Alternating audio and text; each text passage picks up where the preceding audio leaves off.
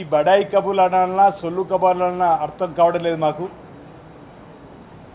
సిద్దిపేటలో Congress party B form ఇచ్చే అభ్యర్థి మిమ్మల్ని ఓడగొడతాడు. మా సీఎం దాకా ఎందుకు అంటున్నాం మిమ్మల్ని.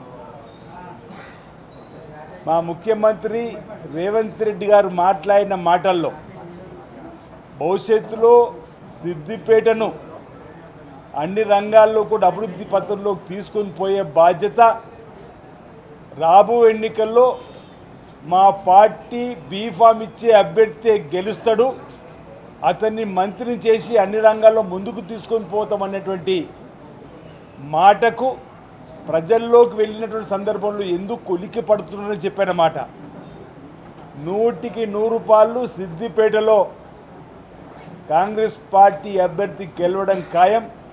సిద్దిపేటను అన్ని రంగాల్లో కూడా 4 రోడ్లు 4 చెట్టులు 4 డివైడర్లు కాదు, ప్రజలకు సంబంధించినటువంటి అభివృద్ధిని అన్ని రంగాల్లో కూడా ముందుకు తీసుకొని పోయేటువంటి సందర్భము రేవంత్ రెడ్డి గారి నాయకత్వంలో చేస్తామని. అంతేకాదు ఈరోజు సొల్లు కబూర్లలో వచ్చే ప్రభుత్వం మాదే, మళ్ళీ ముఖ్యమంత్రి కేసీఆర్ అవుతాడని చెప్పిన మాట. మీరు తలకిందులుగా తపస్సు చేసినా మళ్ళీ కేసీఆర్ గారు ముఖ్యమంత్రి కాడు, కాలేడు, కాబోడు. బీఆర్ఎస్ పార్టీ అసలుకే అడ్రస్ లేకుండా పోయినటువంటి సందర్భంలో మీరు హిమాలయాలకు వెళ్ళి తపస్సు చేసినా మళ్ళీ బీఆర్ఎస్ పార్టీని ప్రజలు ఆదరించారంటున్నాం.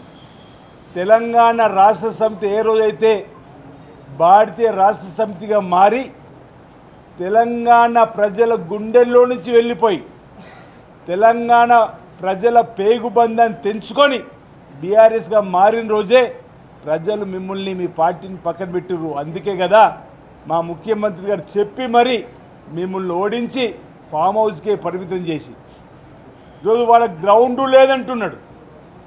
అసలు గ్రౌండ్ ఉన్నది ఇప్పుడు తెలంగాణలో కాంగ్రెస్ పార్టీకి అంటున్నా. గ్రౌండు కాంగ్రెస్ పార్టీకి ఉంది.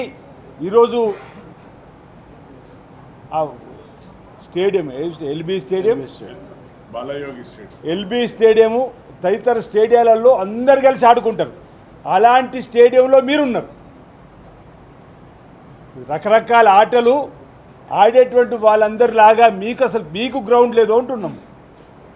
ఈరోజు కాంగ్రెస్ పార్టీ పేద ప్రజల సంక్షేమాన్ని అందించేటువంటి పథకాలు బ్రహ్మాండంగా చేసుకుంటూ ముందుకు పోతుండే ఈ విధంగా సొల్లు కబుర్లు చిట్ చాట్ పేరిట చేయడం సబబు కాదు, సరికాదన్నమాట సందర్భంగా నేను చెప్పేటువంటి ప్రయత్నం చేస్తూ రాబో రోజుల్లో పేద ప్రజల మనసును దోచుకునే విధంగా అన్ని పథకాలను అమలు చేస్తాం, ప్రజల మధ్యలోకి వెళ్తామన్నమాట సందర్భంగా చెప్తూ ఓవైపు అసెంబ్లీ జరుగుతూ ఉంటే ప్రజా సంక్షేమ కార్యక్రమాలు అమలయ్యే తీరులో మద్దతు ఇవ్వాల్సింది పోయి ఓ రోజు చెవులో పువ్వులు పెట్టుకుంటారు, ఓ రోజు కాగితాలు చింపి వేస్తారు.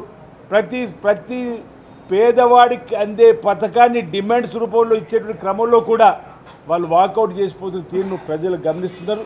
మిమ్మల్ని రాబో రోజుల్లో ఈ ప్రతిపక్షానికి కూడా కాకుండా ఇంకా అసెంబ్లీ బయట ఉంచేటువంటి రోజులు ప్రజల నుంచి వస్తాయని చెప్పని మాట సందర్భంగా నేను తెలియజేస్తా ఉన్నాను. Subscribe us and press the bell icon for more interesting updates.